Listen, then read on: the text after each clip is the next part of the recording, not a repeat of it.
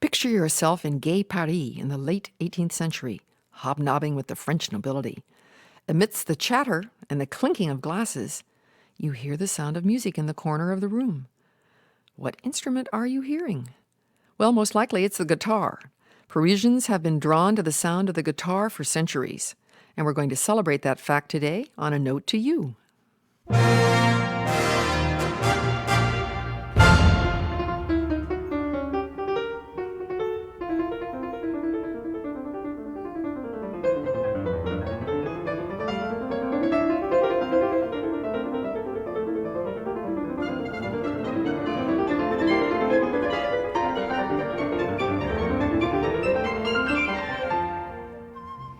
I'm Virginia Eskin. Whether they know it or not, every modern guitarist has a connection to Paris. For centuries, it was the instrument of the French aristocracy. And a scholar who's made a study of the connection of the guitar with Paris is Northeastern University professor Bob Ward. And he's joining me today on A Note to You. Welcome, Bob. Hi. How did you get interested in the connection of Paris to the history of the guitar? One is just playing music for so long and looking at the editions and noticing through that an awful lot of those editions either came from Paris or, the composers had spent a good part of their careers in Paris. And I started to get more interested in that. And you must have been able to speak French and read French. A bit. I can read a bit. When I speak, everyone tends to kind of favor English a little bit, but I get by. Did you spend time at the Bibliothèque Nationale? A bit, and then I had some friends who had, kind of supported me in some of the research as well, and they pulled out some of their manuscripts, and, it was just a fascinating topic to me.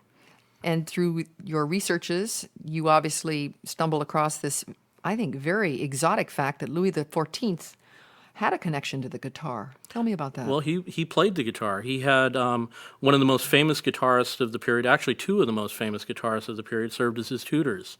Jean-Baptiste Lully was also a guitarist. That's something most people don't know. No. To what degree, we don't know. He didn't write for the instrument, but I'm sure he used it in ensemble. Louis XIV was very serious about his guitar playing and his dancing as well.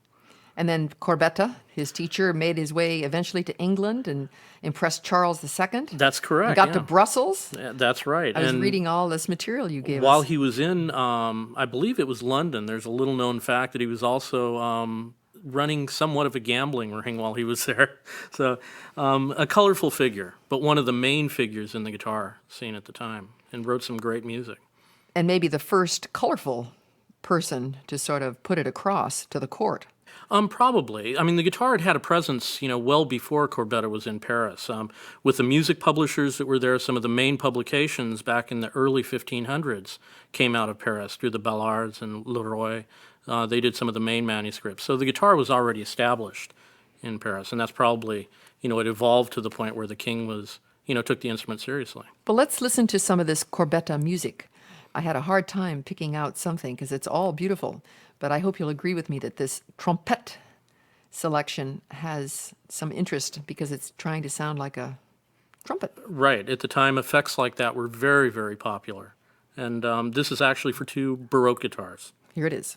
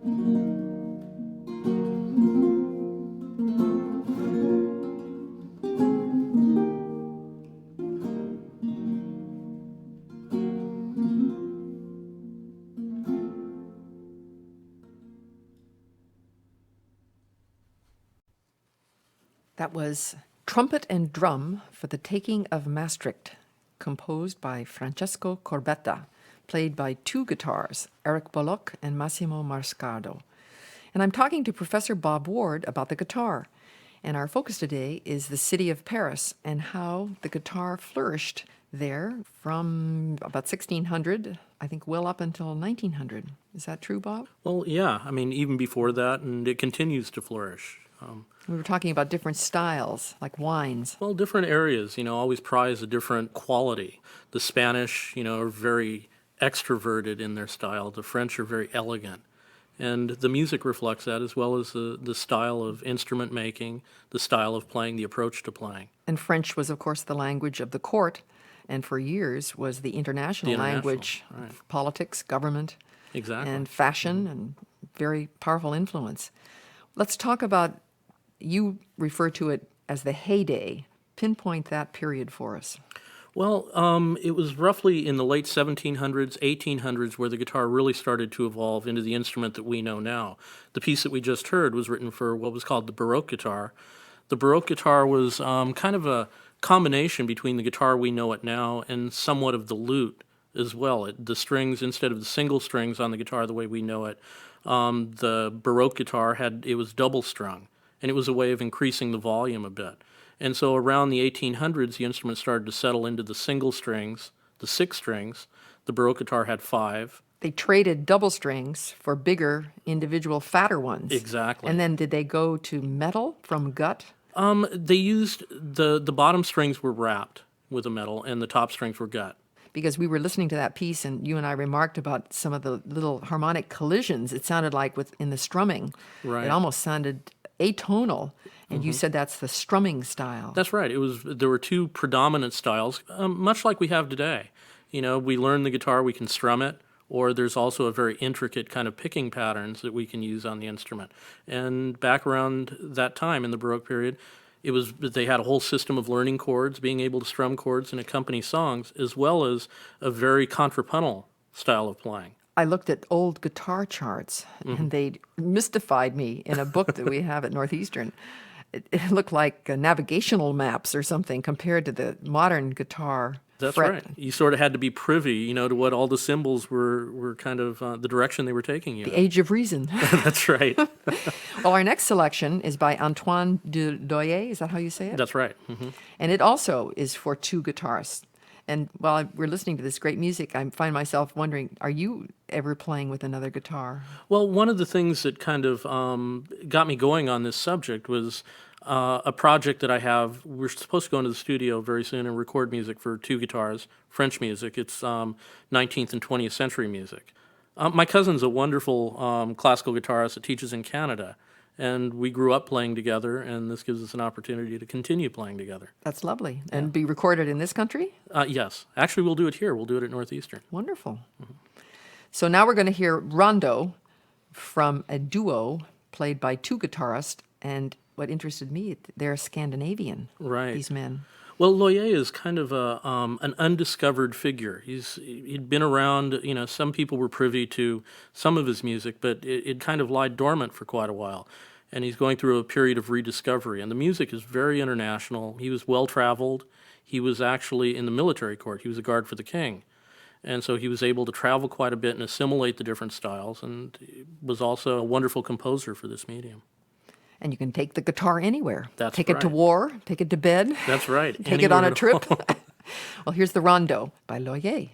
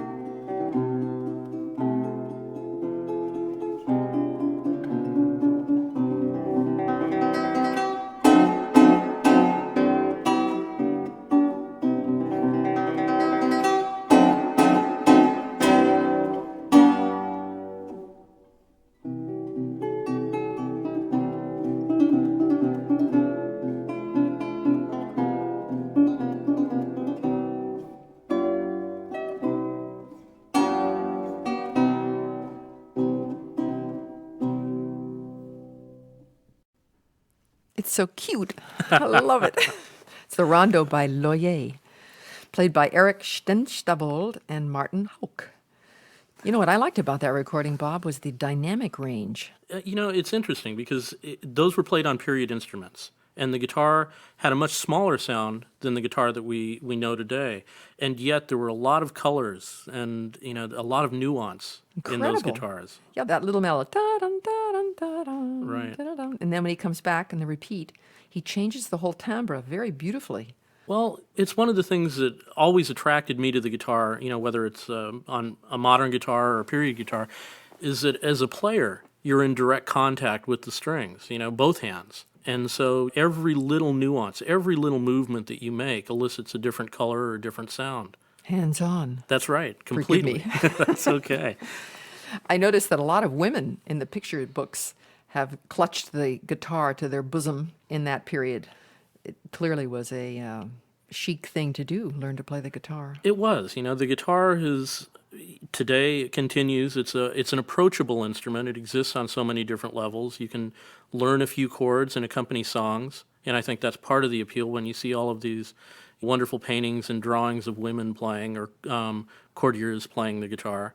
But it also, on the other side, it can become as complex and as contrapuntal and involved as any instrument. Absolutely. I think in our culture here, though, in America, the guitar and women, I think visually pops into my mind rockabilly music and the famous, all the Tennessee Sisters, and they wail and thrash around, and it's very touching. It's always about love gone wrong and the man done me in. Well, I love listening to some of the old Italian madrigals and some of the old songs where, they're just simple songs that are accompanied on the lute, and they're basically singing about the same things, and this was in the 1500s. These are timeless topics, and instruments like that are, whether it's the lute or the guitar, they have a very wide appeal.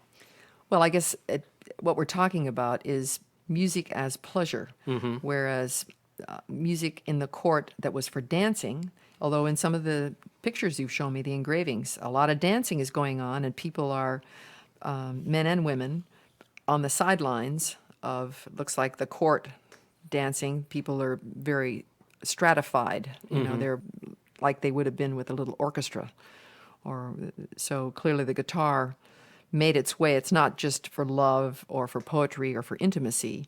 It was a show-off instrument too. Well, it definitely was. All you have to do is look at some of the Spanish arts that we've seen, and the guitar was a very extroverted, again, instrument. And in the French court, the dancing would have been much lighter, but still, the guitar exists on many levels. Well, now we want to share with our listeners a kind of an interesting pairing.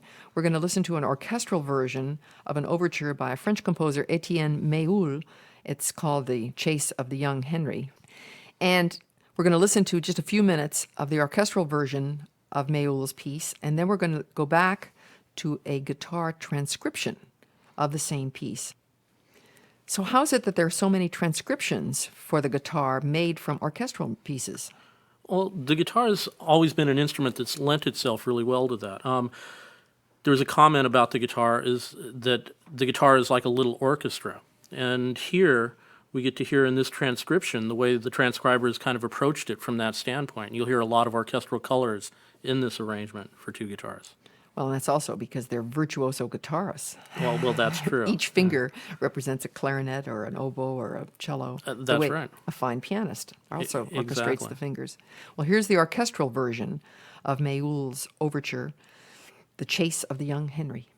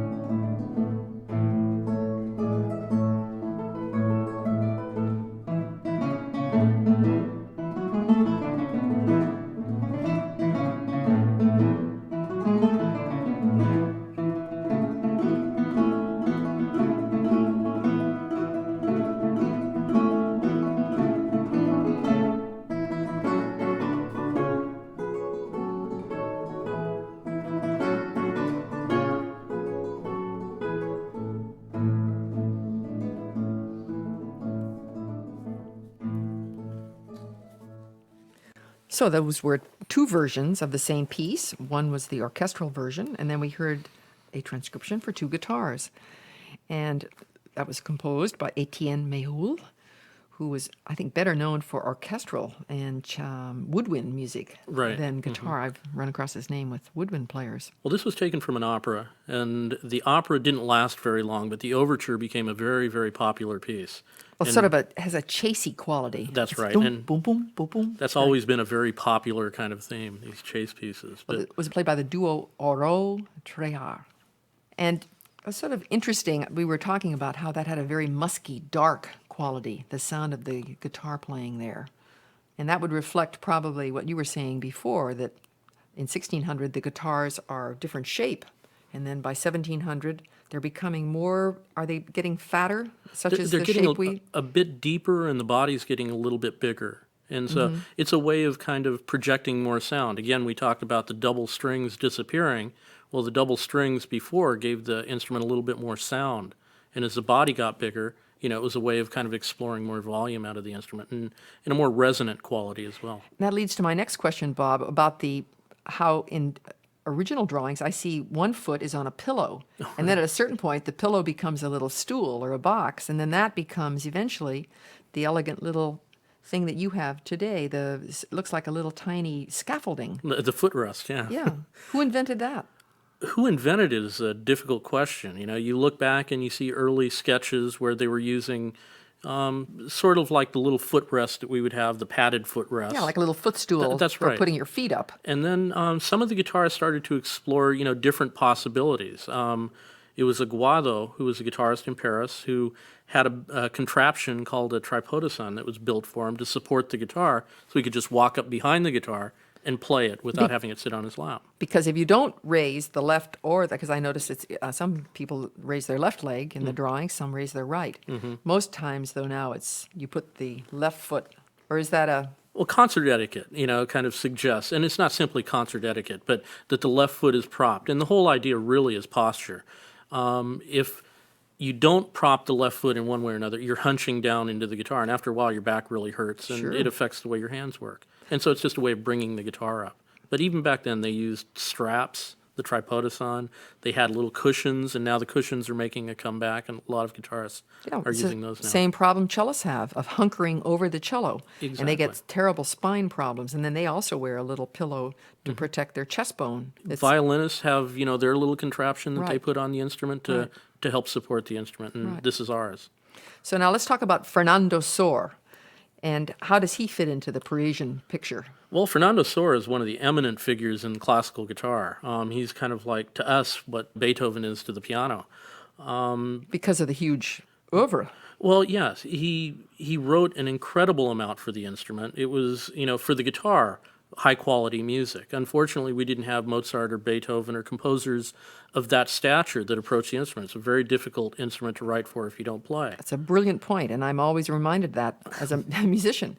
I mean, if Mozart hadn't known the Stadler brothers, we wouldn't have great clarinet music. That's true. And Brahms was supposed to have said when he heard the Dvorak cello concerto, "My God, I had no idea." So you're saying Sohr is that equivalent. Right, and so he helped the instrument to evolve to a certain point. He wrote an incredible amount for students, for himself as concert vehicles. And pinpoint what date, where are we now? Well, Fernando Sohr, really, the main part of his career was in the early 1800s through the 1830s. He was in Paris.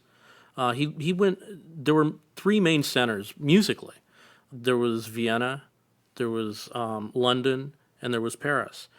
He traveled. He lived in London at one point. He went as far as St. Petersburg, I believe, but ultimately settled in Paris. And he'd been through Paris a few times. Well, let's listen to probably one of the most famous Sohr pieces. I think you'll agree with me, the variations on a theme, Opus 9, played by the great master Segovia.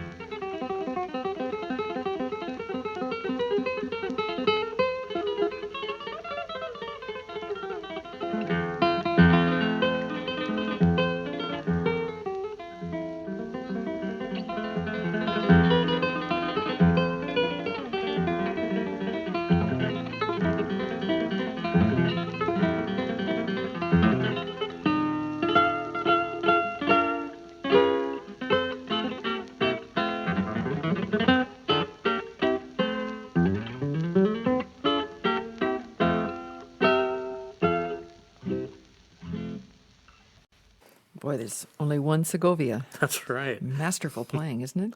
Sometimes I forget how good he was. I noticed. I could see the look on your face. You were savoring that. Well, what kind of music would Sohr have played on his own programs? Well, I think this piece right here is a perfect representation of something he would have done. But One of the things you have to keep in mind back then is that the concert situation was very, very different. He wouldn't have played a full recital the way we know it now. That didn't really start to change until Paganini and Liszt started to play full concert show-offs. programs. That's right. Ah. But a concert program before, especially here in Paris, would have been very much a salon-type situation where they would have had a number of different performers, and Sohr probably would have played a couple of pieces on the program, and then Liszt or someone along that nature. I love those kind of programs. They're very kitsch. A mélange, a singer, a little poetry, some guitar, That's little right. piano. And so, a piece like this that we just heard is a wonderful vehicle for Sohr in that situation. It shows off the instrument really well, the agility of the performer. And like I said, afterwards, a different artist would have come up. And Great actually, variety. Sohr, if I remember right, did appear in salon concerts with Liszt. And some of the other figures around the time, Aguado, I think they were on programs with Chopin. So, these are composers that were familiar with the guitar. And my woman composer I love to tout, Pauline Villardo Garcia. She was a guitarist and good friend of Chopin and a singer. Well, we're having a good time. I'm Virginia Eskin, and you're listening to A Note to You. Today I'm visiting with Professor Robert Ward, and we're talking about the guitar and its place in Paris. Next, we're going to move on to the French Impressionists and what they thought and did with the guitar. But before we do, I want you to know how to get a hold of us here at A Note to You. Our address is A Note to You, care of WGBH Radio, 125 Western Avenue, Boston, Massachusetts, 02134. The email address is anotettoyou@wgbh.org. And when you write, let us know the name of your public radio station. A Note to You is made possible by the friends and alumni of Northeastern University.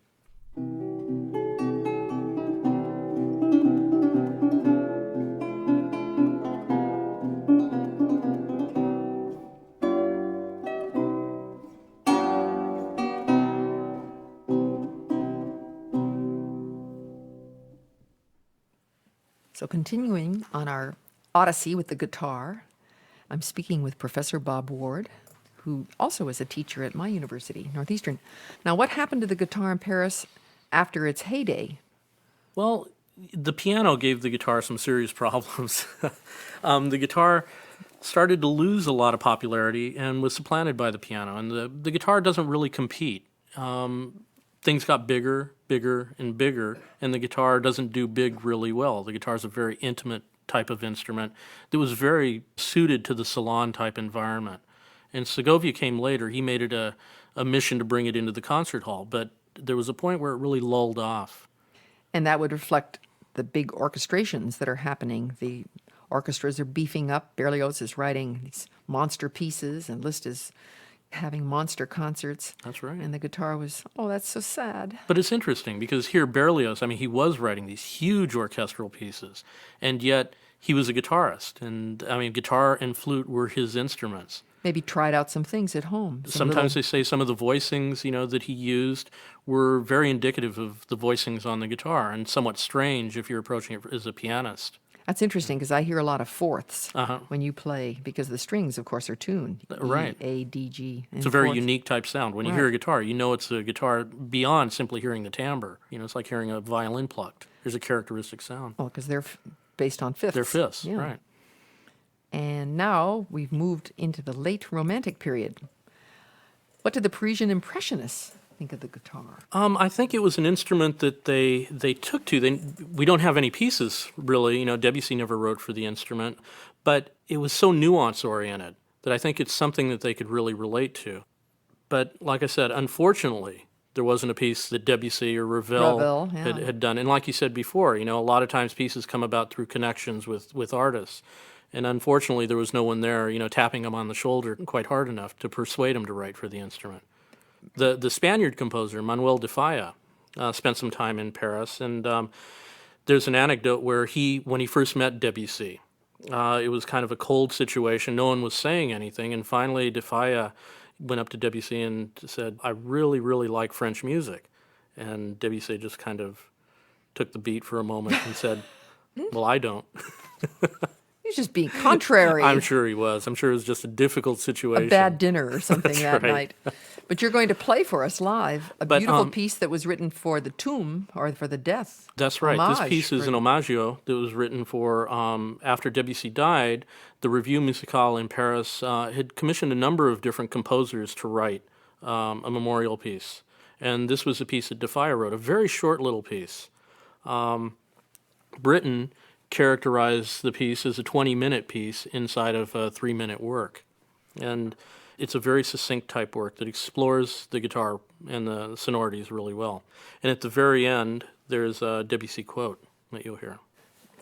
Our guest, Bob Ward, is going to play the Defaya for the tomb of Claude Debussy.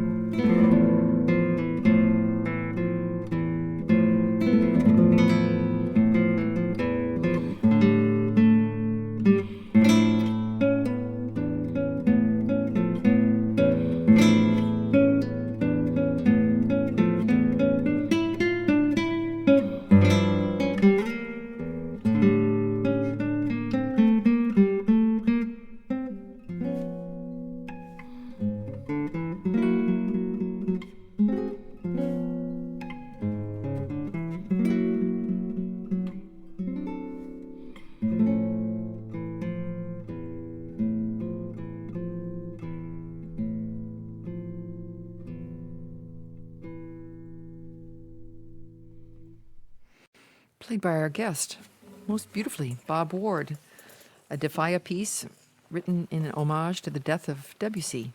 I love that ostinato, those E and Fs. Dum, ba, dum, bum. Right, yeah. It's written in the form of a habanera, and the character of the guitar is there throughout, and Defaya had a real kind of affinity for the guitar, even though he didn't play or never, this is a sole piece that he wrote. It was still the Spanish national, kind of instrument. And it has elegant chords, very reminiscent. He puts those in, those seventh chords, arpeggios. Right. And too bad Debussy didn't get to hear it. It really is, yeah. He would have probably written some beautiful piece. Well, there was a guitarist in Paris at the time, Milhaud, and Debussy was familiar with him, had been to concerts that Yobé had played. But like I said, unfortunately, nothing came of that. It wasn't Yobé approaching Debussy for a piece. So now we're going to go a little bit aside. We're sort of leaving Paris, and we're going to include Villa-Lobos. And I always think of him as a South American composer, but he has a connection to Paris. Well, he does, yeah. It was actually through a pianist. Arthur Rubinstein was touring South America and had met Villa-Lobos, became familiar with his music, and had approached a patron to sponsor a trip for Villa-Lobos to go to Paris, supposedly to study. I don't know. Villa-Lobos says he wasn't really there to study. He was there to announce that here I am. But was connected with classes of Paul Dukas and had a number of concerts and made a big impression on the Parisian scene. I believe it. And I know that he wrote a special funny suite for Rubinstein. I played one of the pieces for the baby. Right. Lovely pieces. Yeah. And he wrote another very large piece, Rue des Poèmes, I believe is what it was, and capturing the character of Rubinstein the way that in Villa-Lobos' own words. Well, I want to include a beautiful rendition from your CD of Villa-Lobos' famous Prelude No. 3, which is an homage to Bach. Right. And I really like the way you play it. Well, thank you.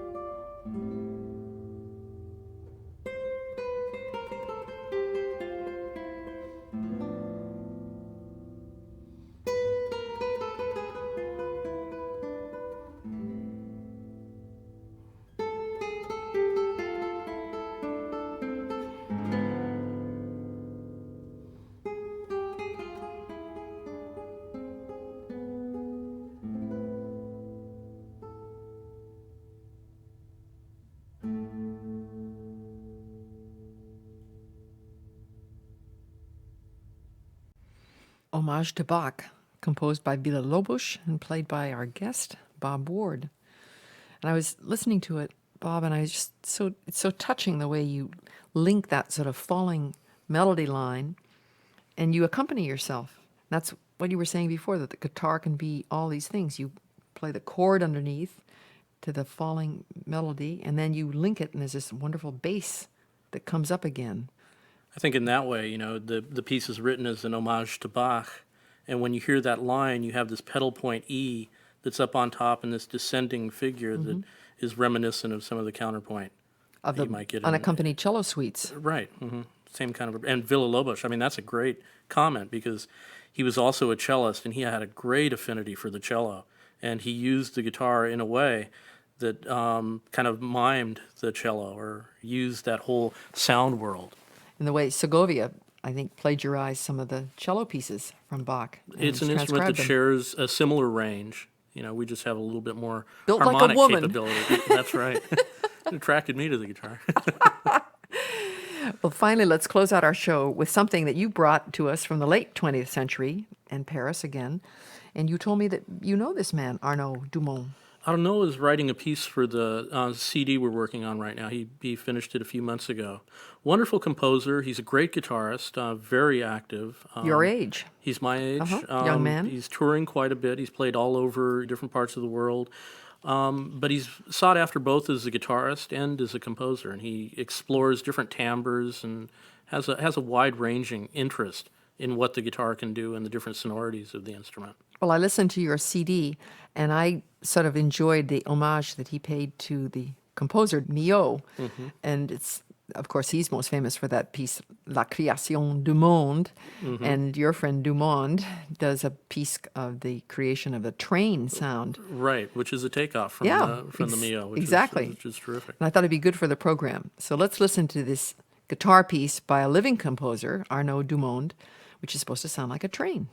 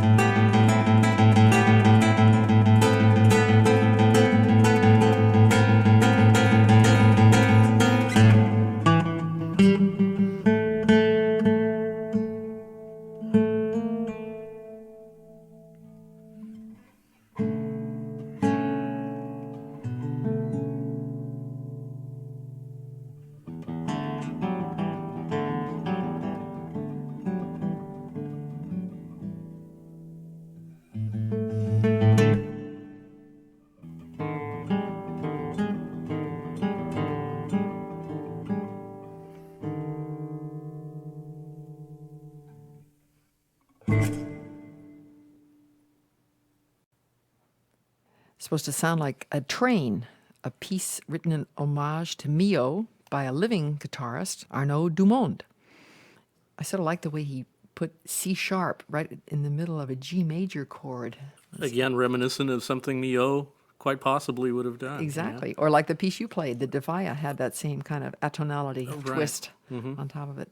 Well, thank you so much, Bob. That was Bob my pleasure. Ward, guitarist and professor in the Department of Music at Northeastern, for coming in. I think we've had a good time learning more about the specifics of Paris and its relationship to the guitar. I appreciate your having me.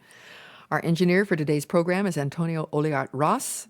Our producer is Alan McClellan. We've had production assistance from Andrea Lieberherr, and I'm Virginia Eskin.